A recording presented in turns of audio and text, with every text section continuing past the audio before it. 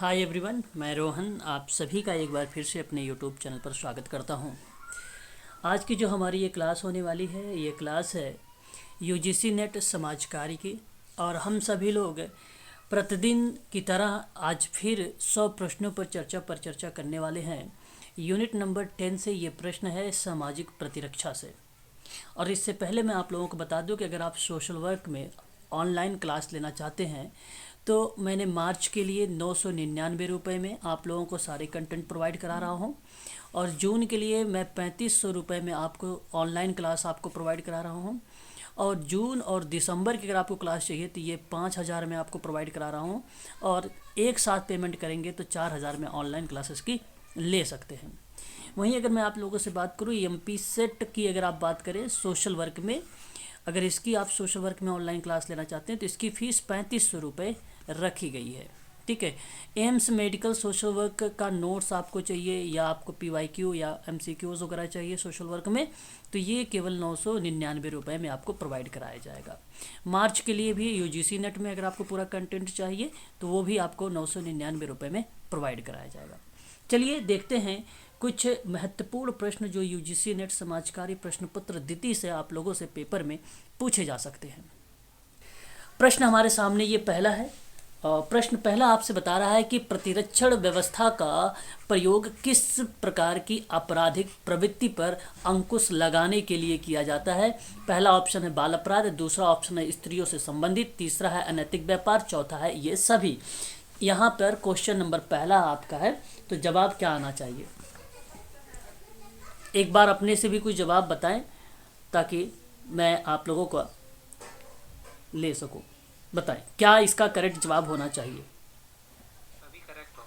सभी करेक्ट होंगे। Very good, बहुत बढ़िया। यहाँ पे जो सर आपका जवाब आया है, बहुत अच्छा जवाब आया है। यहाँ पे सारे के सारे ऑप्शन जो हैं आपके करेक्ट माने जाएंगे। स्त्रियों से संबंधित भी है, बाल अपराध भी है, अनैतिक व्यापार भी है। प्रतिरक्षण व्यवस्था का प्रयोग हो रहा है। प्रश्न को केवल समझना है, आपको केवल प्रश्न को ही समझना है और आपको समझ आ रहा होगा कि प्रतिरक्षण मतलब व्यवस्था का प्रयोग किस प्रकार की जो अपराधी प्रवृत्ति है उन पर हम अंकुश लगाने के लिए काम करेंगे। तो वो स्त्रियों के संबंध में भी रहेगा तो भी ऑप्शन सही जाएगा, अनैतिक व्यापार रहेगा तो भी ऑप्शन आपका सही चला जाएगा, है कि नहीं। और अगर उसी के साथ साथ अगर हम बात करें तो आप देख सकते हैं बाल अपराध को भी रिप्रेजेंट करेगा। तो यहाँ जो करेक्ट जवाब होगा वह ऑप्शन नंबर आपका डी ही करेक्ट माना जाएगा। ऑप्शन नंबर डी ही करेक्ट माना जाएगा। चलिए आगे बात करते हैं और यहाँ पे नेक्स्ट क्वेश्चन से बात करेंगे। सामाजिक प्रतिरक्षण द्वारा समाज में किससे रक्षा की जाती है? अपराध से कि विचलन से कि ये भी से या इनमें से कोई नहीं? बताएं। दोनों से। सही जवाब आपने अगर हमें बात किया है क्वेश्चन नंबर सेकंड में, सी वाले में, यही आपका करेक्ट माना जाएगा। तो ध्यान रखेंगे आप सभी लोग, सामाजिक प्रतिरक्षा की जो अवधारणा होती है वो समाज और अथवा राज्य के द्वारा अपने सदस्यों को जीवन के जोखिमों अथवा आकस्मिकताओं के विरुद्ध प्रदान की जाने वाली एक सहायता, एक सुरक्षा है। उसी के परिप्रेक्ष्य में यहाँ पे प्रश्न कहा आधुनिक युग में जो श्रमिक के सामाजिक प्रतिरक्षा के द्वारा समाज में किससे रक्षा की जा सकती है? तो वो अपराध से भी करता है और आपको बताऊं तो विचलन से भी होता है। मुख्य रूप से हम ये बात कह सकते हैं कि सामाजिक प्रतिरक्षा द्वारा समाज की अपराध और विचलन से रक्षा की जाती है। और इसके अंतर्गत जो विचलित प्रदर्शित होता है, जो विचलित बिहेवियर प्रदर्शित होता है, वहाँ व्यक्तियों को, समूह को दंडित किया जाता है और इनकी रोकथाम की जाती है और इनमें सुधार किया जाता है। इस बात को आप लोग ध्यान रखेंगे खासकर। क्वेश्चन नंबर अगर हम बात करेंगे यहाँ पे जो ऑप्शन नंबर क्वेश्चन नंबर जो 2 था, इसका सही जवाब जो होगा ऑप्शन नंबर सी ही करेक्ट माना जाएगा, है ना। ये बात थी सामाजिक प्रतिरक्षा के द्वारा समाज से रक्षा करने के बारे में। जब बात करते हैं क्वेश्चन नंबर 3 में कि आधुनिक युग में श्रमिकों के संदर्भ में किस प्रकार की रक्षा की जाती है। अब देखिए ये आधुनिक युग में वो सामाजिक प्रतिरक्षा के द्वारा समाज में की गई रक्षा से रिलेटेड था प्रश्न। ए और बी दोनों ही सही होंगे। यहाँ पर भी आपने कहा ए और बी दोनों ही सही जाएंगे। बिल्कुल सही जवाब आपका है कि जो आधुनिक युग में श्रमिक के संदर्भ में बात की जा रही है कि कर्मचारियों को नियोजित और कार्यों में बढ़ती जो भागीदारी है, ये करेक्ट जाएगा। इसलिए अगेन आपका यहाँ पे क्वेश्चन नंबर 3 का सी वाला जो ऑप्शन हो जाएगा ये करेक्ट हो जाएगा। ठीक है। तो कर्मचारियों की नियोजन की बात करेगा और साथ ही साथ कार्यों को बढ़ती भागीदारी की भी बात करेगा, ये भी ऑप्शन सही चला जाएगा। आधुनिक युग में श्रमिक के संदर्भ में सुरक्षा की बात हो रही है। बात करेंगे क्वेश्चन नंबर 4 में कि व्यक्ति के जीवन में निम्न में से कौन सी आकस्मिकता आती है? क्या वृद्धावस्था, बेरोजगारी, बीमारी या ये सभी? बीमारी। नहीं सर, सभी कहो। आपको बताऊं, व्यक्ति के जीवन में अगर हम बात करें अनेक प्रकार की आकस्मिकताएं हो सकती हैं, तो वृद्धावस्था भी आती है, बेरोजगारी भी आती है, बीमारी भी आती है, दुर्घटना भी अगर ऑप्शन में रहेगा तो वो भी आपका करेक्ट माना जाएगा, दुर्घटना भी आता है, प्रसूति अगर ऑप्शन में रहेगा तो वो भी आती है, इसलिए ये भी ऑप्शन में फिर करेक्ट हो जाएगा। और मृत्यु की अगर मैं बात करूं तो ध्यान रखेंगे मृत्यु भी आपका इसके अंतर्गत आ जाता। तो 3 और पॉइंट है जो मैंने आपको एक्स्ट्रा बता दिया है, इसको आप लोग ध्यान रखेंगे। क्वेश्चन नंबर फिर बात, तो सडनली हुआ ना? जी सर, आकस्मिकता का अर्थ सडनली माना जाएगा ना, सडनली, अचानक। आकस्मिकता, जी, व्यक्ति के जीवन में अनेक प्रकार की आकस्मिकताओं के आधार पर जो चीज़ें आती हैं सडनली वाली प्रक्रियाओं में अगर हम बात करें, तो अब यहाँ पर ये भी चीज़ें आपको ध्यान रखना है कि वृद्धावस्था का मतलब ये ना समझे कि वो एक एज पर ही आएगी जब 60 वर्ष बनेगा। कहने का तात्पर्य वही है, लेकिन उस वृद्धावस्था में समस्याएं आ सकती हैं, बीमारी भी हो सकती है, बेरोजगारी भी वही है ना। तो सारे ऑप्शन सही हैं, बट यहाँ पे सामाजिक प्रतिरक्षा ये लोगों के कल्याण के लिए हैं, जो पॉइंट मैंने बता रहा हूँ। उपचार और नियम के साथ संघर्ष के रूप में जो दिखाई देते हैं, इन्हीं के संबंध में ये समस्याएं आती हैं, तो हम इसको चिकित्सकीय और पुनर्वास के माध्यम से उन्हें समाज की मुख्य धारा से जोड़ने का प्रयास करते हैं। ऑप्शन आपका यहाँ पे डी ही करेक्ट माना जाएगा। क्वेश्चन नंबर 5 में देखिए, निम्नलिखित में से कौन सा सामाजिक सुरक्षा का आधारभूत तत्व है? अगर ये इस बात को आप समझ जाएंगे तो क्वेश्चन नंबर जो है 4 वाला भी आपको आसानी से समझ में आ जाएगा। तो जरा आप मुझे बताएं 5th का सही जवाब क्या देना चाहेंगे आप लोग? क्या जीवन की आकस्मिकताओं के प्रति राज्य द्वारा प्रदान की गई सहायता हो सकती है? बिल्कुल सही बात है, ये एलिमेंट है या तत्व है। सामाजिक सुरक्षा तब प्रदान की जाती है जब व्यक्ति में अर्जन की संभावना समाप्त हो जाती है, ये भी आपका सत्य है। बात करते हैं, अधिकांश सामाजिक सुरक्षा कार्यक्रमों की व्यवस्था कानून बनाकर की जाती है, और ये भी बात आपकी सत्य है। ऑप्शन डी कहता है उपर्युक्त सभी। तो क्वेश्चन नंबर जो 5 में हम बात करते हैं सामाजिक प्रतिरक्षा के तत्वों को लेकर, तो मैं आपको बता दूं, अंतर्राष्ट्रीय श्रम संगठन ने 26वें और 34वें सम्मेलन सन 1944 में सामाजिक सुरक्षा के लिए कुछ आवश्यक तत्व दिए थे, जिनमें से एक तत्व था उपचारात्मक था चिकित्सा, और जो दूसरा था संवैधानिक द्वारा व्यवस्था था, और जो तीसरा था वो आपका प्रशासन था। और इन तीनों चीज़ों को इसमें रिलेट कर दिया गया है, इसलिए ऑप्शन नंबर आपका डी करेक्ट मान लिया जाएगा। क्वेश्चन नंबर 6 है, निम्नलिखित में से कौन सा सामाजिक सुरक्षा की विशेषता है? क्वेश्चन नंबर 6 आपके सामने है। उपरोक्त सभी। यहाँ जो आपके जवाब सर आए हैं क्वेश्चन, ओके, बिल्कुल बिल्कुल, भारती पांडे जी ने भी यहाँ पे जवाब दिया, भारती जी ने।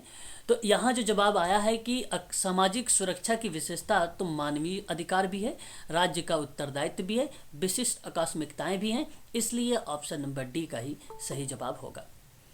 देखिए, ये मैं आपको बताऊं, अभी अभी मैंने आपसे जिक्र भी किया कि अंतर्राष्ट्रीय श्रम संगठन के जो 26वें और 34वें सम्मेलन हुआ था, वो बेसिकली हुआ कहाँ था, इसके बारे में आपको मैं बता देता हूँ, आप इसको ध्यान रखेंगे और नोट भी कर लीजिएगा।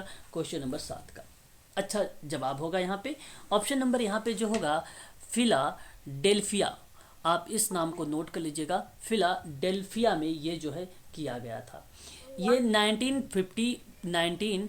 1944 में हुआ था, और 26वें और 34वें सम्मेलन का आयोजन किया गया।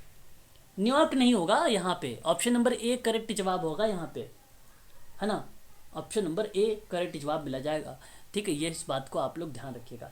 एक नाम आता है जिनेवा करके, ध्यान रखेंगे, जिनेवा में 1951 में भी सामाजिक सुरक्षा को लेकर यही जो है एलिमेंट रखे गए थे। तो बेसिकली जिनेवा तो नहीं आया है, लेकिन यहाँ पे फिलाडेल्फिया नाम आया है, ये आप ध्यान रखिएगा। और 1944 नाम याद रखिएगा, 1944 नाम आप लोग याद रखेंगे, ठीक है। आलोक सर एक बार म्यूट हो जाइए, आपके यहाँ से बैकग्राउंड आवाज़ आ रही है।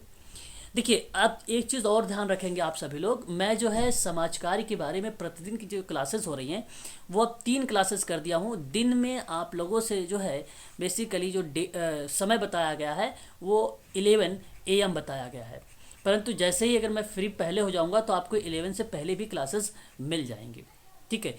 और ये क्लासेस आपकी अब दिन में पर डे चलाई जाएगी और आपको संडे ऑफ नहीं रहेगा। संडे भी आपको अपने नियमित समय पर क्लासेस रहेंगी। शाम को आपकी क्लासेस 6:30 भी रहेगी और 8 PM भी क्लासेस रहेगी। ध्यान रखेंगे सभी लोग क्लास को ज्वाइन करिएगा, ये वाली भी, ठीक है। और प्रश्नों पर ही आप लोगों से बातचीत होने वाली है।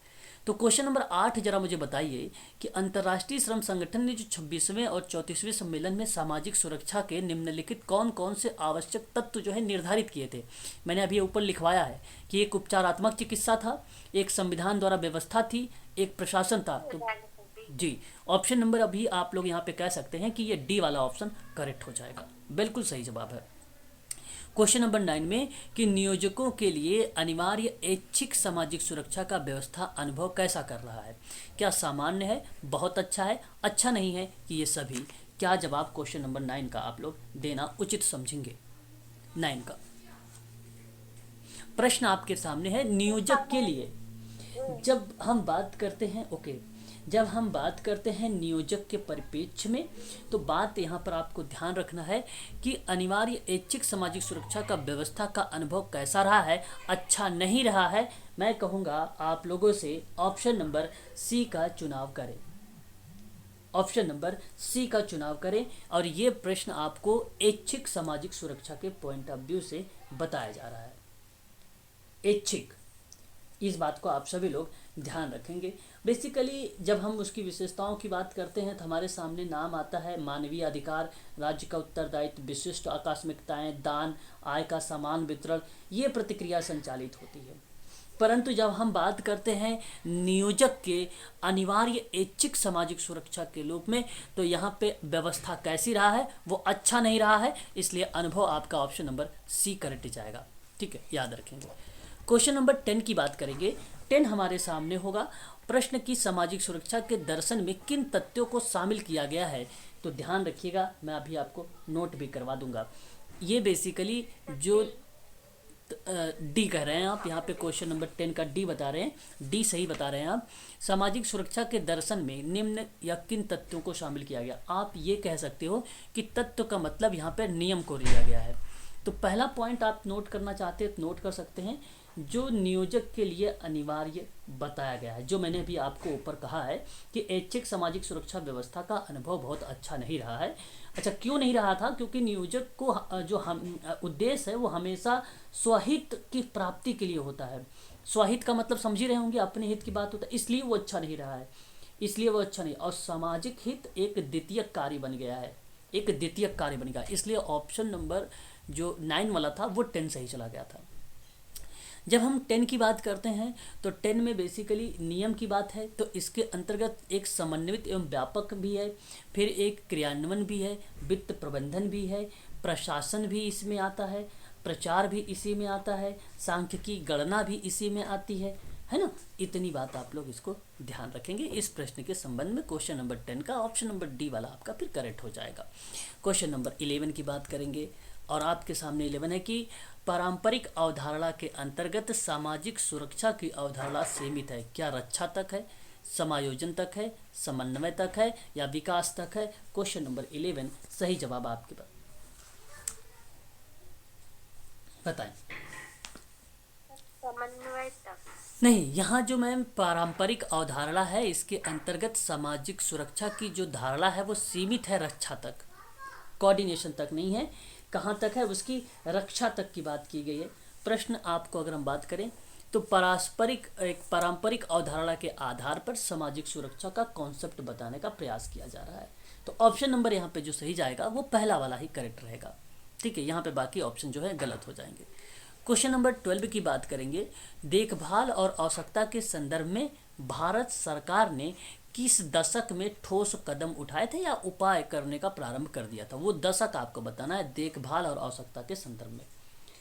अब मैं आपको बता दूं, देखभाल और सुरक्षा की आवश्यकता वाले जो बच्चे हैं तो वहाँ पे प्रतिक्रियाओं के संदर्भ में भारत सरकार ने सन 1980 के दशक में सन 1980 के दशक में ठोस कदम उठाए और जिसका इन्होंने एक नीतिगत पहल के माध्यम से देखने के रूप में प्रक्रियाओं को संचालित किया था। बेसिकली इसका पॉइंट ऑफ व्यू की जब बात करते हैं तो सन 1974 में जो राष्ट्रीय बाल नीति घोषित की गई थी, जहां पर बताया गया था कि पालन पोषण, देखभाल, उसकी सुरक्षा इत्यादियों के संबंध में दायित्वों पर जिक्र किया गया था, तो उसी का एक मोटो यानी रखकर सन 1980 के दशक में देखभाल की आवश्यकता को लेकर भारत सरकार ने ठोस कदम उठाए थे। इसलिए ऑप्शन नंबर आपका फिर यहाँ पर ए वाला करेक्ट हो जाएगा। क्वेश्चन नंबर 13 में कि 1974 में घोषित बाल नीति किस बात की घोषणा करती है, बताइए। क्या शिक्षा के अधिकार की बात करेगा, बच्चे के राष्ट्र की संपत्ति, क्षमता का निर्माण या बच्चों का समावेशी विकास? क्वेश्चन नंबर 13 सही जवाब समावेशी विकास ए नंबर। सही जवाब क्वेश्चन नंबर 13 की अगर मैं बात करूं, प्रश्न है 1974 में घोषित। अब ध्यान रखेंगे आप सभी लोग, जो 13 बता रहा है आपसे 1974 में जो घोषित किया गया था बाल नीति 1974 वाली, वो बच्चे की राष्ट्र की संपत्ति को लेकर बात की गई थी। ऑप्शन नंबर डी करेक्ट रहेगा यहाँ पर डी फैक्ट पर आधारित ये प्रश्न है। Option number D is the right answer, correct माना जाएगा। हालांकि देखभाल थी, सुरक्षा भी थी, पालन पोषण था, ये राज्य का दायित्व था, ये राज्य का। प्रश्न में राज्य नहीं लिखा हुआ है, तो इस नीति के अधीन बच्चों का सर्वांगीण विकास पर भी बात किया गया था, ठीक है। लेकिन यहाँ पे जो मैंने आपको जवाब बताया है, आप यहाँ पर करेक्ट करने की कोशिश करिए। बच्चे राष्ट्र की सर्वाधिक महत्वपूर्ण संपत्ति हैं, यह स्टेटमेंट 1974 में कहा गया था। मैं उन्हीं स्टेटमेंट की बात कर रहा हूँ, आप ये ना समझें कि ये 1974 की उद्देश्य है, इसका एम है कि बच्चे की राष्ट्र की संपत्ति। एम तो है ही, अगर जब आप एम के बारे में सोचेंगे तो शिक्षा का अधिकार भी लगाएंगे, बच्चों का समावेशी विकास भी लगाएंगे, क्षमता का निर्माण भी लगाएंगे, क्योंकि ये चारों हैं एम में। प्रश्न मैं आपसे कह रहा हूँ कि घोषणा जब राष्ट्रीय बाल नीति की गई थी तो इस बात की घोषणा की गई कि बच्चे राष्ट्र की सर्वाधिक महत्वपूर्ण संपत्ति है। यही बात यहाँ पे ऑप्शन नंबर डी में लिखा गया है और यही इसी वजह से डी ही करेक्ट हो जाएगा। क्वेश्चन नंबर 14 है, बच्चों के अधिकारों पर संयुक्त राष्ट्र कन्वेंशन का प्रारूप किस वर्ष अंगीकृत किया गया था? आपके सामने 4 ऑप्शन है और मैं इस पर बात कर चुका हूँ। ए 20 नवंबर, आपको मैंने पहली भी कल वाली क्लास में बताया होगा, शायद आप लोगों ने सुना भी होगा। 20 नवंबर 1989 में जो है बच्चों के अधिकार और संयुक्त राष्ट्र कन्वेंशन के रूप में, प्रारूप के रूप में इसको जो है घोषित किया गया था, और इसलिए ऑप्शन नंबर 14, क्वेश्चन नंबर 14 का ऑप्शन नंबर पहला ही करेक्ट चला जाएगा। क्वेश्चन नंबर 15 की बात करेंगे कि भारत में संयुक्त राष्ट्र कन्वेंशन प्रारूप किस वर्ष अनुसमर्थन किया गया था? 15 का सही जवाब क्या आप देना चाहेंगे? सही जवाब वर्ष 1992, option number B is the right answer हो जाएगा। क्वेश्चन नंबर 16 है, महिला एवं बालिका अनैतिक व्यापार अधिनियम किस वर्ष पारित किया गया है? ये बात मैं कल वाली क्लास में आप लोगों से बता चुका हूं, बताएं। 1956 सर, कल की क्लास आपने शायद नहीं लिया। 1956 संशोधन भी मैंने आपको बताया, 1986 आता है, परंतु नाम जो है इसी से आता है और ऑप्शन में कहीं 86 नहीं मिलता है। तो आप ध्यान रखेंगे, ऑप्शन नंबर यहाँ पर पहला वाला ही करेक्ट हो जाएगा। 17 देखिए, बाल अपराध मूलतः किस प्रकार का विघटन की देन मानती है? पारिवारिक विघटन, सामुदायिक विघटन, ए बी या इनमें से कोई नहीं? सी बिल्कुल सही जवाब। यहाँ पे 17 का सही जवाब आपने जो दिया है ऑप्शन नंबर सी का चुनाव किया है और यही करेक्ट जवाब है। बाल अपराध के परिप्रेक्ष्य में ये बातें आप लोगों से कही जा रही हैं। क्वेश्चन नंबर 18, संघर्षरत किशोर की बात हो रही है। संघर्षरत किशोर व्यवस्था का वर्णन किस विद्वान ने किया था? आपके सामने 4 ऑप्शन क्वेश्चन नंबर 18 का। मैं आपको बताना चाहूँगा, आप लोग ध्यान रखिएगा, यहाँ पे ऑप्शन नंबर जो सी गया है यही आपका करेक्ट जवाब होगा। स्टीफन नाम आता है और रिचर्ड डी खुडपेट का नाम आता है, इसलिए आप लोग यहाँ पे करेक्ट जवाब जो लगाएंगे वह ऑप्शन नंबर आप सी को लगा के आएंगे। और ये प्रश्न है संघर्षरत किशोर व्यवस्था को लेकर, है ना, ये उन व्यवस्थाओं। जी सर, भूमिका संघर्ष। जी, भूमिका संघर्ष। भूमिका संघर्ष ओके। शब्द आता है ना हाँ, भूमिका संघर्ष जो शब्द आता है वो अलग शब्द है सर। यहाँ पे बेसिकली भूमिका संघर्ष के अंतर्गत वो चीज़ें आ जाती हैं। मैं आपसे बात कर रहा हूँ कि ये किशोरा अवस्था में उस समय जो है संघर्षरत की जो व्यवस्था के बारे में बात किया था, उस विद्वान का क्या नाम। तो ये बेसिकली मैं आपको बता दूँ ये होते कौन है। कानून के साथ संघर्षरत किशोर, इसका मतलब यहाँ पर ये होता है कि बाल अपराध, किशोर अपराध और उनसे जुड़े हुए कानून की व्यवस्था से, जिसको देश, काल, परिस्थिति, शिक्षा, संसाधन, कल्याण आदि के दृष्टिकोण से सामाजिक प्रतिरक्षा के संदर्भ में देखा जाता है, तो ये बेसिकली संघर्षरत किशोर वाले व्यवस्था व्यक्ति हैं, है ना, इस टाइप के बच्चे हैं। और यहाँ पे सही जवाब जो होगा आप ध्यान रखेंगे, स्टीफन स्कैफर और रिचर्ड डी खुरपेन द्वारा एक किताब लिखी गई थी, जुवेनाइल डिलिक्वेंसी। मैं आपको नोट कर देता हूँ यहाँ पे उस किताब का नाम, जुवेनाइल डिलिक्वेंसी, ये किताब आई थी। और इसी किताब में किशोर की संघर्षरत व्यवस्था का व्यापक तरीके से वर्णन किया गया था, जो ये किताब इन दोनों विद्वानों ने मिलकर लिखी है। ठीक है, इस बात को आप लोग ध्यान रखिएगा। इसी में बहुत सारे कानूनी पक्ष भी आए थे, जैसे किशोर न्याय अपराध 2015 का भी आया था, पोस्को एक्ट भी आया था 2012 वाला, संरक्षण आयोग 2005 का आया था, किशोर न्याय देखभाल 2002 वाला भी आया था। इसी के अंतर्गत सारी चीज़ें लाई गई थी। किस विद्वान का कथन है कि एक बालक उस समय अपराधी माना जाता है जब उसकी समाज विरोधी प्रवृत्ति जो है गंभीर हो जाए। आपने नाम सुना होगा एक सिरिल बर्ट का नाम, सिरिल बर्ट ही यहाँ पे करेक्ट जवाब हो जाएंगे। ऑप्शन नंबर पहला ही करेक्ट इनका माना जाएगा। ठीक है, आगे बात करेंगे क्वेश्चन नंबर 20 में कि हवार्ड बेकर ने किशोर विचलन के कितने कारणों के बारे में व्याख्या किया है, या आप ये कह लीजिए कि उसके बारे में चर्चा किया है। तो हवार्ड बेकर ने कुल टोटल 4 रीजन्स के बारे में बात किए हैं। नंबर 1 उनका जो रीज़न था वो व्यक्तिगत बाल अपराध को था, दूसरा जो था वो समूह बाल अपराध था, तीसरा जो था वो संगठित बाल अपराध था, और चौथा जो था परिस्थितिकी वंश बाल अपराध था। ये 4 टाइप के जो है बाल अपराध के बारे में हवार्ड बेकर के द्वारा बताए गए थे। इस बात को ध्यान। क्या था? तीसरा संगठित बाल अपराध था मैम, और चौथा जो था दूसरा था समूह बाल अपराध। दूसरा, पहला व्यक्तिगत, दूसरा बाल, तीसरा संगठित बाल अपराध, चौथा परिस्थिति वंश बाल अपराध। ठीक है, ये थी। आगे बढ़ेंगे और क्वेश्चन नंबर 21 देखेंगे। किशोर न्याय बाल सुरक्षा एवं देखभाल अधिनियम किस वर्ष पारित किया गया था? बात है किशोर न्याय बाल देखभाल और सुरक्षा के संबंध में यह अधिनियम है।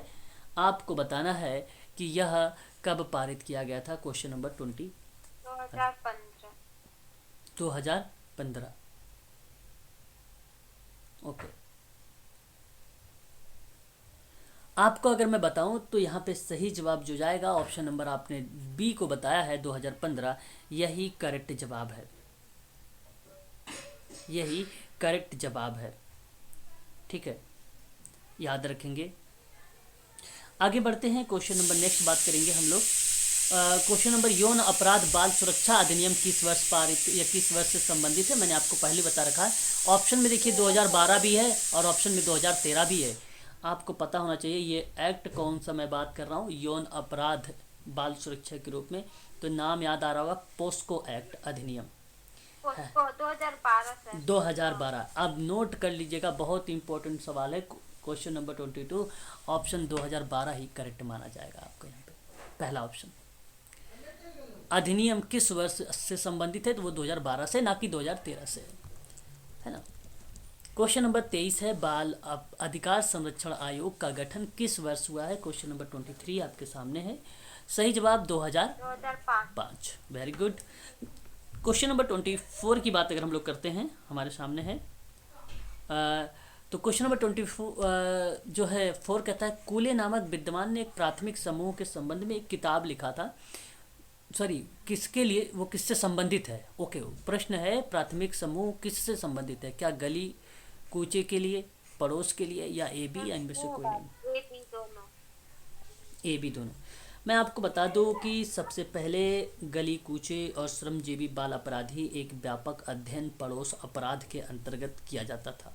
बालक घर के बाद जो है विस्तृत समाज के जिन क्षेत्रों में प्रवेश करता है, जिसमें से सबसे पहला एक आता है पड़ोस आपका, दूसरा आपका आता है जो है पड़ोस गली कूचा भी आप कह सकते हैं, जिसे कूले के द्वारा जो है एक प्राथमिक समूह के अंतर्गत ये चीज़ें निर्धारित कर दी गई थी और सोशल ऑर्गेनाइजेशन में इन्होंने एक किताब भी वहाँ पर निर्धारित किया था और अपने प्राथमिक समूह में ये एग्जाम्पल के रूप में इन्होंने दिया भी है। तो इसलिए ऑप्शन नंबर जो सी जाएगा आपका यहाँ पे वही आपका करेक्ट हो जाएगा क्वेश्चन नंबर 24। तो 24 का ऑप्शन नंबर आपका सी वाला ही करेक्ट माना जाएगा। ठीक है, ध्यान रखेंगे आप सभी लोग। आगे बात करेंगे कि किस विद्वान ने गली कूचे में होने वाले व्यवहार के आधार पर अपराध और सांस्कृतिक संघर्ष पर चर्चा किया है। कूले हैं कि कॉल्डवेल है? आप ध्यान रखेंगे, जो पड़ोस गली कूचा और आपराधिक व्यवहार को इस प्रकार का उत्पन्न करता है कि वो व्यक्तिगत मूल आवश्यकताओं में बाधा डालता है, तो सांस्कृतिक संघर्ष पैदा होता है। ठीक है, और यहाँ अगर मैं बात करूँ तो ऑप्शन बी ना कह के आप कॉल्डवेल का नाम आप सही लगाएंगे। अपराधी व्यवहार को जिन प्रकार उत्पन्न होता है, वहाँ पे इन्होंने गली कूचों में होने वाले व्यवहार को उन्हीं के आधार पर अपराध और संस्कृति का संघर्ष पर चर्चा करने वाले अगर विद्वान कोई है, उसका नाम है कॉल्डवेल, ना कि कूले। ध्यान रखेंगे आप लोग, यहाँ पे ऑप्शन नंबर आपका पहला ही करेक्ट जवाब होगा। इन्होंने अपने प्राथमिक समूह में इन दो शब्दों के बारे में बात किया है, ये आप इनके पॉइंट ऑफ व्यू से याद रखेंगे। ठीक है, क्वेश्चन नंबर 26 है, किस विद्वान ने शिकागो में बाल न्यायालय द्वारा दंडित बाल अपराध का अध्ययन किया था? ठीक है, यह आपके सामने सवाल है, तो आप ध्यान रखेंगे। क्वेश्चन नंबर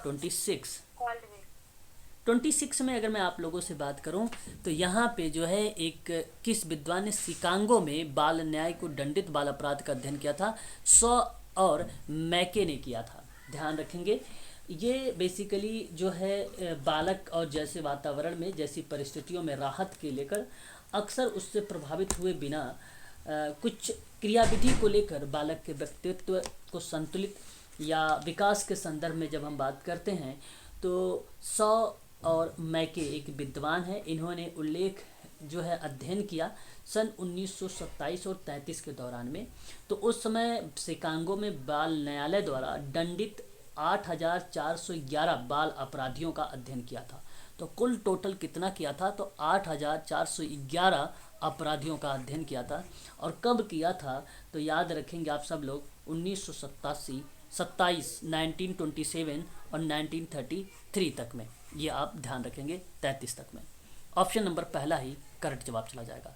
सॉ और मैके ने बाल अपराध के संदर्भ में शहर में कितने केंद्रों की चर्चा की थी? अब बात उन्हीं के पॉइंट ऑफ व्यू से है, तो इन्होंने कुल कितने केंद्रों की चर्चा की थी, यानी आप ये कह लीजिए कि क्षेत्रों की बात की थी, है ना। तो ध्यान रखने का आप सभी लोग, इसका जो सही जवाब जाएगा 7 या 8?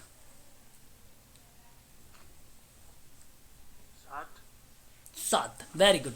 यहाँ पे 7 जाएगा, 7 ही करेक्ट है। अब नंबर 1 होगा आपका अपराध की, नंबर 1 रहेगा आपका जो नगर का केंद्र है। नंबर 2 की अगर हम लोग बात करें जहाँ मकानों का अभाव है।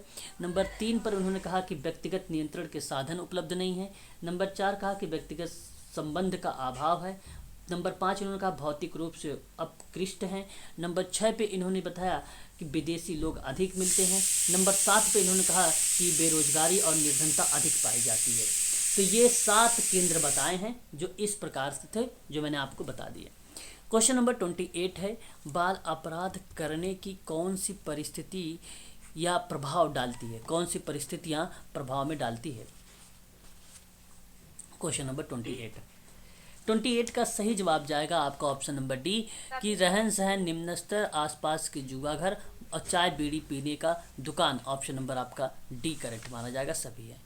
प्रोबेशन किस भाषा का शब्द है? आप जरा बताएं, प्रोबेशन किस भाषा का शब्द है? क्वेश्चन नंबर 29 का बहुत ही सिंपल सा सवाल, option number A he correct जवाब होगा आपका।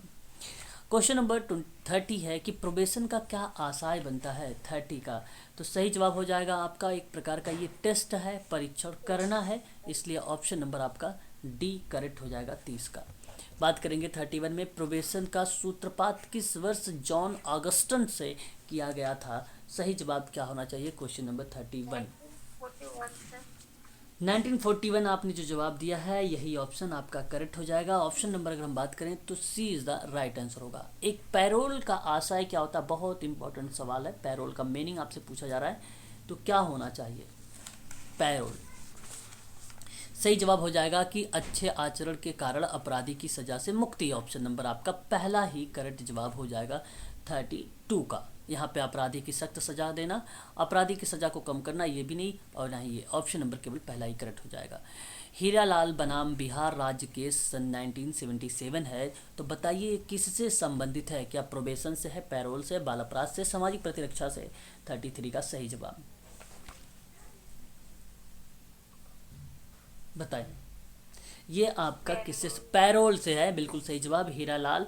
अगर हम बात कर रहे हैं हीरालाल वर्सेस, ध्यान रखेंगे आप सभी लोग, वर्सेस बिहार राज्य केस। और बिहार राज्य केस के बारे में जब बात मैं यहाँ से आप लोगों से कर रहा हूँ तो ये आपका जो है पैरोल से रिलेट करता है। ऑप्शन नंबर बी वाला ही करेक्ट जवाब हो जाएगा यहाँ पर आप लोगों का। बात करेंगे अगर क्वेश्चन नंबर हम लोग नेक्स्ट 34 के बारे में कि किशोर न्याय अधिनियम 2000 के अंतर्गत यदि बालक दोषी पाया गया तो उसकी स्थिति क्या बनेगी? उसे छोड़ दिया जाएगा कि सुधार गृह में भेजा जाएगा, दंडित किया जाएगा कि मनोवैज्ञानिक रूप से उसे सुधार किया जाएगा? ऑप्शन बी आपने 30 का बताने का प्रयास कर रहे हैं, तो क्वेश्चन नंबर जो 34 है इसका सही जवाब ऑप्शन नंबर बी ही होगा यहाँ पर, option number B. Question number बात करते हैं 35 के बारे में कि वर्ष 2012 में निर्भया केस के बाद किशोर न्याय अधिनियम के अंतर्गत उम्र में क्या सुधार किया गया था? आप बताएं। किशोर न्याय अधिनियम बात कर रहा हूँ 2000 वाले की। ऑप्शन डी 20 से घटाकर 18 से घटाकर 16 किया गया था। 18 से घटाकर, हाँ, 18 से 16 किया गया था। ऑप्शन नंबर आपका पहला वाला ही करेक्ट जवाब हो जाएगा। यह आप लोगों को ध्यान रखना होगा, है ना। तो बेसिकली ये विधेयक जब 2015 में आया तो वहाँ अपराधियों, नाबालिग अपराधियों की उम्र की सीमा भी 18 से घटाकर 16 कर दी गई थी, है ना। और जो 2000 वाला था संयुक्त राष्ट्र कन्वेंशन के आधार पे, उसमें भी 18 की जो कम उम्र थे उसमें किशोर पर जो है बालिंगों की तरह मुकदमा चलाना वर्जित कर दिया गया था। लेकिन बाद में ही 2012 वाला जब केस आया था उस अधिनियम में परिवर्तित किया गया था, तो जस्टिस वर्मा समिति थी उसी में बदलाव हुआ था, इसलिए ऑप्शन नंबर पहला ही करेक्ट हो जाएगा। क्वेश्चन नंबर 36 देखिए कि अनैतिक व्यापार निवारण अधिनियम किस वर्ष से संबंधित है? बताएं। 36 आपके सामने सवाल आ चुका है। सर 1986। यहाँ पे सही जवाब 1986, ऑप्शन नंबर पहला ही करेक्ट जवाब हो जाएगा। क्वेश्चन नंबर 37 की अपराधी परिवीक्षा अधिनियम 1958 के अंतर्गत किस प्रकार के अपराधी को छोड़ने की कार्रवाई की जाती है? 37 आपके सामने। सही जवाब इसका क्या होना चाहिए कि आजीवन कारावास से दंडित ना हो और मृत्यु दंड से दंडित ना हो, इसलिए ऑप्शन नंबर सी करेक्ट हो जाएगा। हाँ। क्वेश्चन नंबर 38 है कि भिक्षावृत्ति निवारण अधिनियम के अंतर्गत भिक्षा को माना गया है क्या अपराधीकरण की श्रेणी में या अभिशाप की श्रेणी में, निराश्रव की श्रेणी में या सभी की श्रेणी में? 38 सही जवाब ऑप्शन नंबर ए करेक्ट हो जाएगा। अपराधीकरण की श्रेणी में भिक्षावृत्ति की जो बात यहाँ पे मैं निवारण अधिनियम की बात कर रहा हूँ, ये बेसिकली समाधान प्राथमिकता के आधार पे किए जाने की आवश्यकता की बात की गई और ये भारत की एक गंभीर समस्या है। ये भारत की एक गंभीर समस्या है और यहाँ पे बात जो आपकी आएगी वो ऑप्शन निम्न केवल एक वाला करेक्ट माना जाएगा। पहला वाला ऑप्शन जो जाएगा वही करेक्ट माना जाएगा। इस बात को आप सभी लोग जो है ध्यान में रखेंगे। अगला सवाल अगर हमारे सामने है, समाजशास्त्री और शिक्षा शास्त्रियों ने भिक्षावृत्तियों की समस्या के मूल किस कारण पर, मूल में किस कारण से माना जाता है? गरीबी, बेरोजगारी या ए बी या इनमें से कोई नहीं? दोनों हो जाएगा सर। 39 की अगर मैं आपसे बात करता हूं तो ऑप्शन नंबर आपने कहा कि गरीबी है, बेरोजगारी भी है, इसलिए ऑप्शन नंबर सी होगा। समाजशास्त्री और शिक्षा शास्त्रियों ने भिक्षावृत्ति की समस्या का मूल जो कारण माना था, यही कारण माना था गरीबी और बेरोजगारी। ऑप्शन नंबर आपका सी ही करेक्ट हो जाएगा। बात करेंगे स्वापक औषधि मन प्रभावी पदार्थ अधिनियम किस वर्ष पारित हुआ है? मैंने कल ही इस प्रश्न के बारे में आप लोगों से बात किया है। 1986 ऑप्शन नंबर आपका पहला है जा रहा है यहाँ पे, इसलिए आपका पहला ही करेक्ट हो जाएगा। भारत में जेल अधिनियम किस वर्ष जो है अधिनियमित किया गया था, ये भी आपके सामने है। 1994 सर। 1990 19 की 18। 1894। हाँ, यहाँ जो 41 का सही जवाब जाएगा सर वो ऑप्शन नंबर पहला जाएगा, 1894 होगा, ना कि 19, है ना। मैंने कल आप लोगों से बता भी रहा था कि कभी कभी क्या होता है ना, तो इस चीज़ को आप ध्यान रखिएगा ऐसे प्रश्नों को, है ना। क्लियर हो गया ना, कोई दिक्कत तो नहीं है, बता दीजिए एक बार। चलो, क्लास को समय पर आप सभी लोग ज्वाइन करें, है ना। चलिए आगे देखेंगे क्वेश्चन नंबर 42 के बारे में। आपराधिक न्याय से किसका संबंध है? अपराधी का, पीड़ित का, न्याय का या अभियोजन पक्ष का? क्वेश्चन नंबर 42 बताएं। 42 का 42 का सही जवाब जो जाएगा 42 का, वो ऑप्शन नंबर आपका पहला चला जाएगा, अपराधी का। आपराधिक न्याय किसका संबंध है ये आपको ध्यान रखना है। ऑप्शन नंबर आपका जो जाएगा वो पहला वाला ही करेक्ट जाएगा, यहाँ पर ऑप्शन नंबर पहला ही करेक्ट जाएगा। आगे बढ़ेंगे, देखिए नेक्स्ट सवाल की बात करेंगे 45 में कि आपराधिक न्याय प्रणाली में मुख्य भाग कौन सा होगा? क्या कानून प्रवर्तन एजेंसियां होगी, कि न्यायालय और अभियोजन पक्ष होगा, कि जेल और परिवीक्षाधीन एजेंसियां होंगी, कि उपर्युक्त सभी होगा? 43 आपके सामने सवाल। उपरोक्त सभी। बिल्कुल, यहाँ पे करेक्ट जवाब ऑप्शन नंबर डी आपका करेक्ट माना जाएगा। न्याय जो आपराधिक न्याय प्रणालियों के परिप्रेक्ष्य में हम लोग बात कर रहे हैं, इसका मुख्य भाग कौन सा माना जाता है, तो आप सभी लोग ध्यान रखेंगे। यहाँ पे ऑप्शन नंबर जो आपका जाएगा वो सारे के सारे सही हो जाएंगे। क्वेश्चन नंबर 44 आपके सामने है और अच्छे से आपको इस पर विचार करना है, फिर आप कोड का चयन करें। ऐसे प्रश्न यूजीसी नेट सोशल वर्क में पूछा जा रहा है आजकल, 2023 में भी आपको ऐसे ही प्रश्न मिलने वाले हैं, ठीक है। अपराध की तरह किशोर अपराध भी एक गंभीर समस्या है, तो आप जरा बताएं कौन सा ऑप्शन सही जाएगा? क्या ये स्टेटमेंट सत्य है? बिल्कुल सत्य है। बाल अपराध एक ऐसी समस्या है जो मूलतः पारिवारिक और सामुदायिक विघटन की देन है, ये भी सत्य है। और स्टीफन स्पेलर ने किताब अपनी एक पुस्तक में किशोरों की संघर्षरत व्यवस्थाओं का वर्णन किया है, ये भी सही है। और सिरिल बर्ट ने बाल अपराध को समाज विरोधी प्रवृत्ति के संदर्भ में वर्णित किया है, ये आप ध्यान रखेंगे। All of the above option number D आपका करेक्ट हो जाएगा। निम्नलिखित पर अगेन आपको विचार करना है। क्वेश्चन नंबर 45 में ध्यान दीजिएगा कि गली कूचे और श्रमजीवी बाल अपराधी का व्यापक अध्ययन पड़ोस अपराध के अंतर्गत किया जाता है, तो ये बात आपका सत्य है या असत्य है? सत्य है। और ये बात किसने कहा था? कूले ने। बालक घर के बाद जो है विस्तृत समाज में जिन क्षेत्रों में जाता है उसे गली कूचा पड़ोस भी कहा जाता है, और ये भी बात सत्य। जब पहला स्टेटमेंट सत्य हो गया तो दूसरा भी सत्य हो जाएगा। और गली कूचा विद्वानों ने द्वितीयक समूह कहा है, और ये गलत है। प्राथमिक समूह कहा है ना, प्राथमिक समूह बोला यार, तो द्वितीयक समूह होगा ही नहीं, इसलिए तो ये गलत हो गया।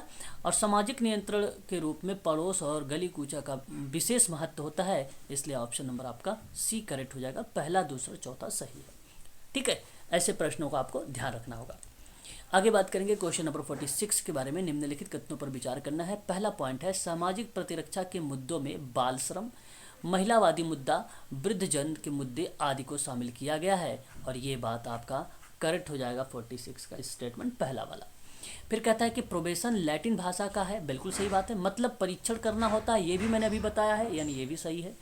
फिर प्रोबेशन का सूत्रपात 1942 में वॉटसन ऑगस्टन ने किया था, और प्रोबेशन का सूत्रपात अभी अभी आप लोगों ने ऊपर वाले प्रश्नों के आधार पर अगर मैं बात करूं तो आप लोगों ने देखा भी है।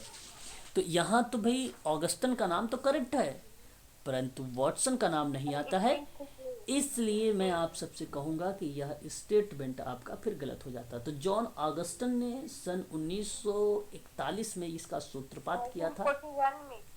41 वही 1941 में, ना कि 1942 में, ना कि 42 में, तो 41 में किया था, इसलिए आपका ये थर्ड वाला जो पॉइंट हो जाएगा अगेन आपका गलत हो जाएगा। और प्रोबेशन में अच्छे आचरण के आधार पर अपराधियों के दंड को स्थगित करके सुधारने का अवसर दिया जाता है, इसलिए आपका पहला, दूसरा और चौथा ऑप्शन नंबर सी को मैच कर रहा है, ये करेक्ट हो जाएगा। निम्नलिखित कथनों पर आपको विचार करना है कि पैरोल का मतलब होता है अपराधी द्वारा अपनी सजा का एक बड़ा भाग काटने के बाद अच्छे आचरण के कारण उसे जेल से रिहा नहीं करना होता है। क्या यह स्टेटमेंट 47 के अंतर्गत अगर मैं बात करूं तो सत्य है या असत्य है? तो यह असत्य है। और फिर कहता है कि बाल न्याय अधिनियम 2000 में लाया गया था और ये बात आपको जानते हैं, ये सत्य है। फिर कहता है कि बाल न्याय अधिनियम के अंतर्गत बाल अपराधियों के जो मुकदमे होते हैं उनकी सुनवाई और उनको सुधारने के लिए बाल न्यायालयों की स्थापना का प्रावधान होता है, और ये बात भी सत्य है। यानी दोनों स्टेटमेंट सत्य सत्य आ चुके हैं। फिर इस अधिनियम के अंतर्गत यदि बालक दोषी पाया गया तो उसे जेल भेजा जाएगा? नहीं, जेल नहीं भेजा जाता, गलत जवाब हो जाएगा, इसलिए दूसरा तीसरा सही, बी आपका करेक्ट हो जाएगा। ठीक है, अच्छे सवाल हैं। यूनिट नंबर 10 से सामाजिक प्रतिरक्षा को रिलेट करते हैं सारे के सारे प्रश्न। 48 वर्ष 2000 में लागू हुआ किशोर न्याय अधिनियम संयुक्त राष्ट्र कन्वेंशन के आधार पर इसे बनाया गया था। तो क्या 48 का ये पॉइंट आपका सही जाएगा? आपको बताना है यस, ये सत्य जाएगा। इस अधिनियम के अंतर्गत 18 वर्ष से कम के किसी भी किशोर और बलिंगों की तरह मुकदमा भी चलाया वर्जित रखा गया था। हाँ भाई, इस रखा गया था, इसी वजह से वो एक्ट में संशोधन भी हुआ था। वर्ष 2012 में हुए निर्भया केस के बाद 2000 में लागू अधिनियम में परिवर्तन भी किया गया था, जिसमें आपने अभी 18 से 16 कर दिया था। बिल्कुल। नया अधिनियम 2015 में देख सकते हैं कि इसके अनुसार नाबालिग अपराधियों की उम्र की जो सीमा थी वो 18 से घटाकर 16 वर्ष कर दिया गया था, इसलिए ये भी सही होगा। सी करेक्ट मान लिया जाएगा यहाँ पे, ऑल ऑफ द एबव, यानी 1 2 3 4 चारों के चारों सही स्टेटमेंट है। ये आपको पता होना चाहिए थे विचार। बात करेंगे 49 से लेकर 54 तक कुछ ऐसे प्रश्न मिलने वाले हैं जो आपको इस एक ऑप्शन में ए आर दोनों सही रहेंगे और ए आर का सही व्याख्या होगा। ए आर सही रहेंगे परंतु ए आर के व्याख्या नहीं होगा, ऑप्शन बी बताएगा। ए सही होगा किंतु आर गलत होगा, ऑप्शन सी बताएगा। ए गलत होगा किंतु आर सही होगा, ये ऑप्शन डी बताएगा। 49 का सवाल, प्रत्येक समाज अपनी सामाजिक व्यवस्था को बनाए रखने के लिए सामाजिक सेवाओं के नियंत्रण के लिए व्यवस्था को विकसित करता है। क्या ये स्टेटमेंट सत्य है? तो मैं आपसे कहूँगा यस, ये स्टेटमेंट सत्य है। फिर कहता है सामाजिक प्रतिरक्षा का जो मतलब है समाज के संस्थानों और व्यक्तियों की सुरक्षा करने से है, यानी ये भी बात सत्य है। तो क्या व्याख्या होगी? नहीं होगी, इसलिए 49 का जो ऑप्शन जाएगा वो बी वाला ऑप्शन करेक्ट हो जाएगा। बात करेंगे सामाजिक प्रतिरक्षा व्यक्तियों की जीवन की आकस्मिकताओं के प्रति राज्य और सरकार द्वारा प्रदान की जाने वाली सहायता या सुरक्षा मानी जाती है। क्या ये स्टेटमेंट सत्य है? बिल्कुल सत्य है। फिर अगर हम बात करें सामाजिक सुरक्षा उन व्यक्तियों को प्रदान कर जाती है जब व्यक्ति में आर्जन संभावना समाप्त हो जाती है। देखिए, ये भी बात सत्य है। और मैं आपको बता दूं कि यहाँ जो ऑप्शन ए मैंने किया है ये ऑप्शन ए करेक्ट माना जाएगा। इसकी व्याख्या होगी क्योंकि सामाजिक सुरक्षा व्यक्तियों की जीवन की आकस्मिकताओं के प्रति राज्य और सरकार द्वारा प्रदान की जाने वाली वो सहायता है, वह सुरक्षा है जो सामाजिक उन स्थितियों में प्रदान करती है जो व्यक्ति अर्जन संभावनाएं जिनकी समाप्त हो जाती है। इसलिए आपको यह व्याख्या बन जाएगी, इसलिए 50 का पहला वाला करेक्ट हो जाएगा। 51 की बात करेंगे, सामाजिक प्रतिरक्षा की परस्परगत जो अवधारणा है वो समाज के अपराध के विरुद्ध रक्षा तक ही सीमित थी। तो क्या ये बात सही है? और यह स्टेटमेंट आपका सत्य हो जाएगा। और वर्तमान संदर्भ में अपराध सहित जो है विभिन्न प्रकार के विचलनपूर्ण कार्य और व्यवहार की रोकथाम और पुनर्वास को शामिल किया जाता है, यानी ये भी बात सत्य है। तो जब ये प्रक्रियाएं होंगी तो जाहिर सी बात है सामाजिक प्रतिरक्षा की अवधारणाएं भी वहाँ पे परिभाषित होंगी, इसलिए आपका व्याख्या भी होगी। 52 की बात करेंगे कि बच्चे राष्ट्रीय संपत्ति होते हैं, ये मैंने अभी आपको पढ़ाया है। ये बात हो रही है 1974 के अनुसार, ठीक है ये। इसलिए बच्चों के विकास राष्ट्र के विकास में निहित होता है। क्या ये बात कथन जो है आपका सत्य होगा? यानी सत्य है। विकास की प्रक्रिया में मानव विकास न केवल विकास साधन है बल्कि इसका लक्ष्य है। बिल्कुल सत्य बात है ये, है ना। ये आपका करेक्ट स्टेटमेंट है और यहाँ पर इसकी सही तरीके से व्याख्या हो रही है। ऑप्शन नंबर ए करेक्ट माना जाएगा, ठीक है। 52 का ए ऑप्शन सही चला जाएगा। 53 की बात करते हैं। कथन ए यानी 1974 में घोषित राष्ट्रीय बाल नीति में इस बात की घोषणा की गई कि बच्चे राष्ट्र की सर्वाधिक महत्वपूर्ण संपत्ति होते हैं। और आप देख लीजिए यहाँ पे लिखा हुआ आ गया है ऑप्शन ए की तरह ही जो ऊपर वाला क्वेश्चन था। और उसकी देखभाल, सुरक्षा, पालन पोषण और दायित्व राज्य का होता है। क्या है? ये सही है सर। ये भी सही है।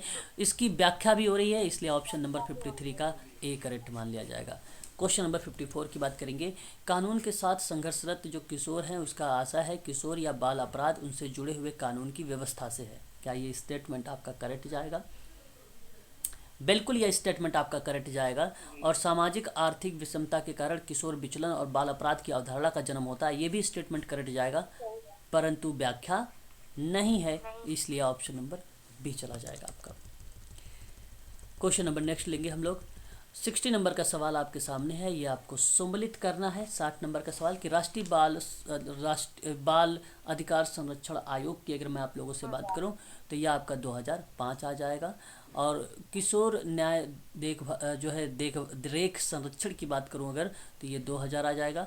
यौन अपराध बाल सुरक्षा अधिनियम की बात करूं तो यह आपका 2012 आ जाएगा पोस्को। और ये राष्ट्रीय बाल नीति की घोषणा की बात करूँ तो ये 1974 आ जाएगा। ऑप्शन नंबर आपका यहाँ पे सी वाला करेक्ट हो जाएगा।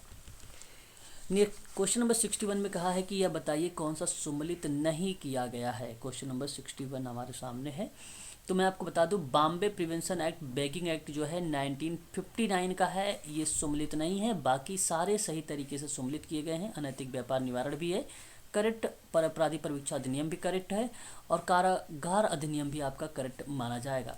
तो बताइए यहाँ पे ऑप्शन नंबर आपका बी करेक्ट माना जाएगा कि नहीं? हाँ, बी करेक्ट माना जाएगा कि नहीं माना जाएगा, बताइए बॉम्बे वाला। Yes sir. क्वेश्चन नंबर 62 देख लीजिए।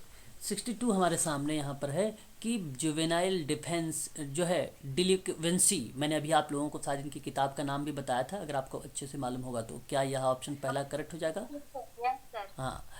उसके बाद प्राथमिक समूह की बात करेंगे तो आपका करेक्ट क्या हो जाएगा यहाँ पर? बिल्कुल। और उसके बाद अगर मैं आप लोगों से बात करता हूँ तो प्रोबेशन की बात करें तो प्रोबेशन में वॉटसन और अगस्टन, जॉन अगस्टन का नाम है ना, वॉटसन के जॉन अगस्टन। चलो, बाल अपराधी प्रवृत्ति की बात करते हैं तो ये काल को, ठीक है। ऑप्शन 1 2 3 4 डी हो जाएगा। प्रोबेशन का प्रावधान सन 1941 में हुआ था, बात सही है। सर्वप्रथम किया किसने था? देखो ये अभी मैंने आप लोगों से प्रोबेशन शब्द है, देखो ध्यान रखिएगा, यहाँ प्रश्न है 63 का, तो यहाँ पे सॉ एंड मैके का नाम नहीं आएगा, यहाँ पे जॉन ऑगस्टन का नाम आएगा। इसी ने अपराधी दंड को ना देकर व्यवहार में सुधार करने की बात किया था। प्रोबेशन है ये प्रोबेशन है, जॉन ऑगस्टन का नाम, जॉन ऑगस्टन का नाम। फिर आप अभी मैंने आप लोगों को बताया था ना एक नाम, याद है, जो सॉल मैके का नाम है, ये किस चीज़ को रिप्रेजेंट करते हैं? किस चीज़ को जी बताएं, किस चीज़ को रिप्रेजेंट करते हैं सॉल मैके का नाम? भाई स्कैफर और रिचर्ड का नाम रिचर्ड राम जुवेनाइल जस्टिस में आ जाता है। सीरियल बर्ट का नाम किशोर न्याय के अंतर्गत आ जाता है ना, यही नाम होता है। हबर्ट बेकर का नाम विचलन अपराध की 4 श्रेणी के अंतर्गत आ जाता है। बाल न्यायालय कॉल्ड कुक का नाम जो है गली कूचे में जिन्होंने अपराधी को प्रकार में रूप में डाला था। प्राथमिक समूह में कूले का नाम आ जाता है कि नहीं? फिर सॉ एंड मैके का नाम किस में आता है? दंडित अपराध, वो जो बाल न्यायालय द्वारा दंडित अपराध का जो यहाँ पे बाल न्यायालय के द्वारा मैंने आपसे बताया था, सॉल और मैके ने उल्लेख किया है 1923 और 33 में शिकागो में बाल न्यायालय और दंडित कितने बाल अपराधियों का अध्ययन किया था? 8411 अभी लिखवाया था सारी चीज़ें। तो यहाँ पे सही जवाब ऑप्शन नंबर केवल पहला जाएगा, ना कि ये जाएंगे, ठीक है। क्वेश्चन नंबर 64 में गली कूचे के श्रमजीवी बच्चे और बाल अपराधी के लिए कूले नामक विद्वान ने किस शब्द का प्रयोग किया था? प्राथमिक समूह, अनुकूली या द्वितीयक या चतुर्थक? बिल्कुल, ऑप्शन नंबर बी आपका करेक्ट हो जाएगा। बच्चों के अधिकारों के लेकर संयुक्त राष्ट्र कन्वेंशन 1989 के प्रारूप में भारत सरकार ने किस वर्ष अनुसमर्पित किया गया था? समर्थित किया गया था, बताए। 65 है, क्वेश्चन नंबर 65 है। 1992 आपका करेक्ट जवाब ऑप्शन नंबर सी ही करेक्ट माना जाएगा, यही आपका करेक्ट है। निम्न में से कौन सा सम्मिलित नहीं है, ये आपको पता हो गया होगा, ठीक है। जहाँ मैंने स्वापक औषधि और मन प्रभावी पदार्थ अधिनियम की बात कर रहा था, जिसको narcotic drugs and psychotropic substance अधिनियम आपका पूछा, ये आपका सही है। पंजाब हरियाणा के मैंने बताया था 1971, ये भी सही चल रहा है आपका। और अगर मैं बात करूं तो पश्चिम बंगाल का कल किसी ने पूछा था तो 1943 मैंने बताया था। क्यों बताओ तो सही। जी सर। हाँ भाई, पश्चिम बंगाल का 1943 बताया था। मुंबई का आपको ध्यान रखना है 59, बॉम्बे वाले नाम से जाना जाता है। मध्य प्रदेश में 1969 बताया था। आपराधिक परीक्षा अधिनियम ऑलरेडी दिया हुआ है, तो सम्मिलित तो नहीं है, ऑप्शन नंबर सी तो नहीं है, बाकी तो सारे सही हैं। बात सही नहीं है। निम्नलिखित में से किस राज्य ने किन राज्यों में जो है म्युनिसिपैलिटी एक्ट है ना, सॉरी यहाँ पे बेसिकली जो है म्युनिसिपैलिटी एक्ट है जो भिक्षावृत्ति का विरोध करता है। तो बताइए वो पश्चिम बंगाल है कि उत्तर प्रदेश है कि बिहार है कि उड़ीसा है, कौन सा ये है आपका एक्ट? इसमें कौन कौन से एक्ट आ जाएंगे फिर बताएं, जो कौन कौन से राज्य इसमें आ जाएंगे, आपके शामिल हो जाएंगे? यूपी आपका करेक्ट माना जाएगा। यहाँ आपका जो माना जाएगा केवल उत्तर प्रदेश ही आपका करेक्ट माना जाएगा। ऑप्शन नंबर आपका डी वाला ही करेक्ट जाएगा, ठीक है। इसको आप सभी लोग ध्यान रखेंगे, option number D is the right answer, केवल Uttar Pradesh. Question number next देखिए, आपराधिक कानून डैश के अंतर्गत आता है और यह न्याय का एक सिद्धांत है जो अपराध के प्रति नैतिक रूप से स्वीकार अनुपातिक दंड पर विचार करता है।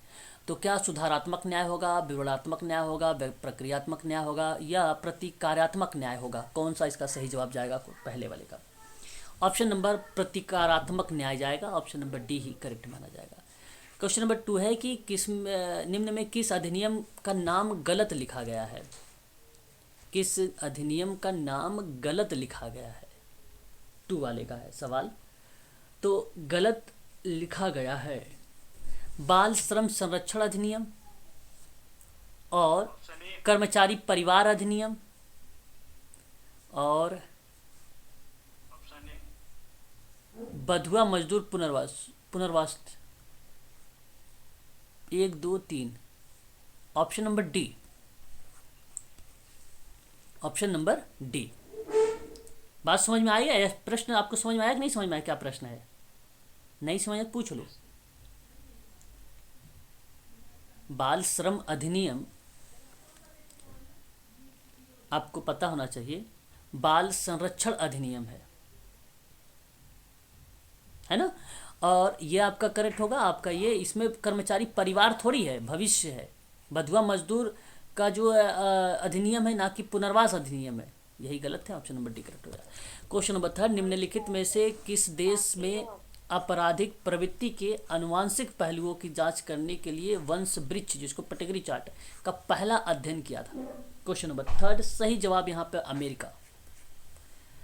4, 1980-83 के दौरान अखिल भारतीय जेल सुधार समिति का अध्यक्ष था कौन? क्वेश्चन नंबर 4 का सही जवाब ऑप्शन नंबर ए, मैंने आपको कल पढ़ाया भी था, एम.एन. मुल्ला।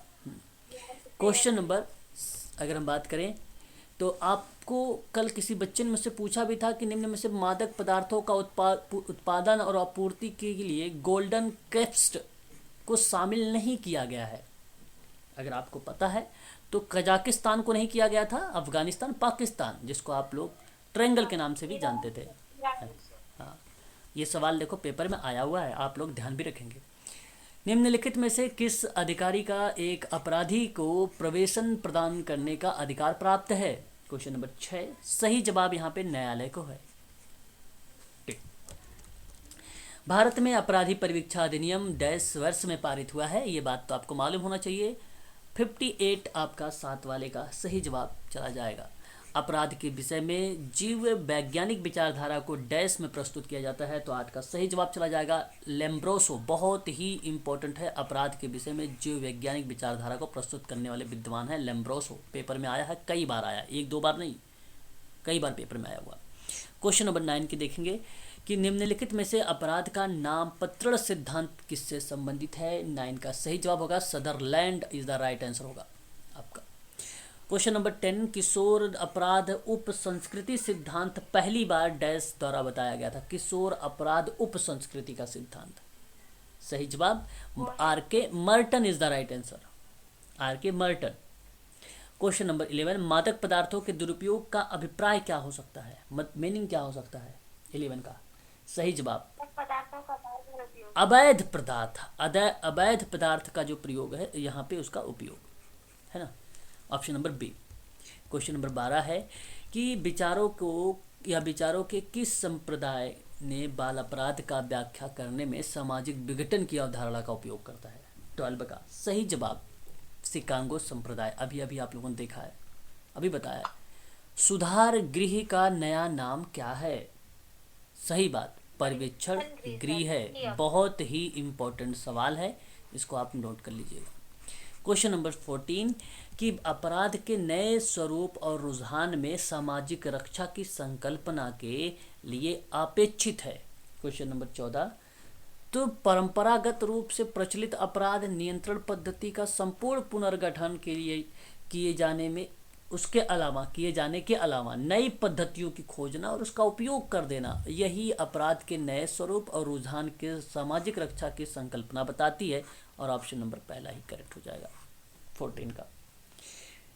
अपराध को रोकना है तो किस प्रकार के व्यक्तियों के साथ निम्न प्रकार का व्यवहार करना चाहिए या आवश्यक है।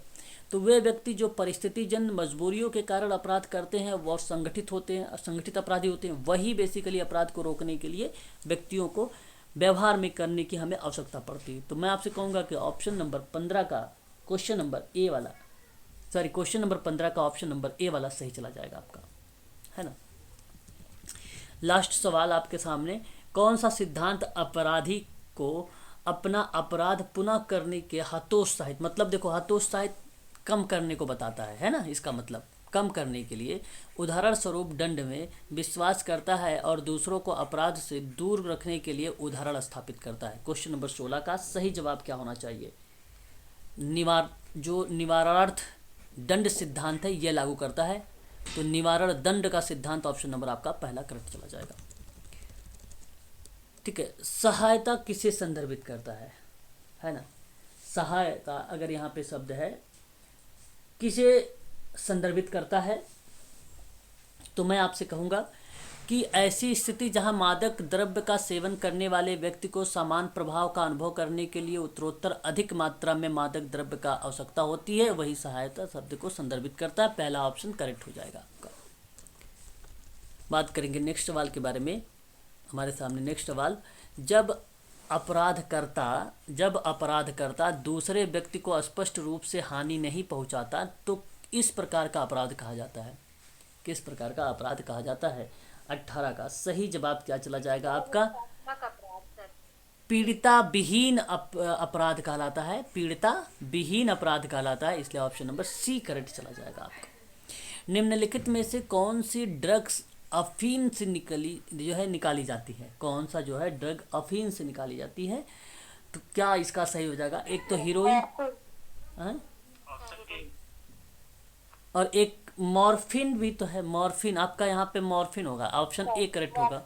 मेथाडोन नहीं है और ना ही निकोटीन है। ड्रग अफीम से निकलती है तो निकोटीन नहीं निकलती, नहीं मेथाडोन निकलता है, हीरोइन और मॉर्फिन। हाँ, ऑप्शन नंबर ए करेक्ट हो जाएगा। तो ये कुछ प्रश्न थे जो मैंने आप लोगों से अभी करवाए हैं। यूजीसी नेट के थे, सोशल वर्क का था प्रश्न, ये यूनिट नंबर 10 से था, सामाजिक प्रतिरक्षा से था, है ना, सामाजिक प्रतिरक्षा से था। तो ये शाम को हम लोग देखेंगे, जो है एक 6:30 जो क्लास होने वाली है आप लोगों का, वो PYQ होगा। और मैंने आपको बताया था कि 2013 में 3 पेपर हुए थे, एक तो जून में हुआ था, एक सितंबर में हुआ था और एक दिसंबर में हुआ था। तो जून तो मैंने कंप्लीट करवा दिया, आज सितंबर को भी हम लोग कंप्लीट करेंगे 6:30 पर, ठीक है। 8 PM पर हम लोग बात करेंगे आप लोगों से यूनिट नंबर 10 में समाज और परिवार को लेकर, ठीक है। परिवार के साथ समाज कार्य की क्या भूमिकाएं हैं, इसके बारे में थोड़ा सा हम लोग जिक्र करेंगे शाम की क्लास में। इसमें थोड़े से 2-3 जैसे मैक मास्टर मॉडल है, स्ट्रक्चर मॉडल है, ये इंपॉर्टेंट्स मॉडल हैं, परिवार के पद्धति के नाम से जाने जाते हैं। सरकमफ्लेक्स मॉडल है, इनके बारे में थोड़ा सा पढ़ने का प्रयास करेंगे शाम को 8 PM पे। ठीक है, तो आज के लिए बस इतना ही। ठीक है। ठीक है सर। ओके।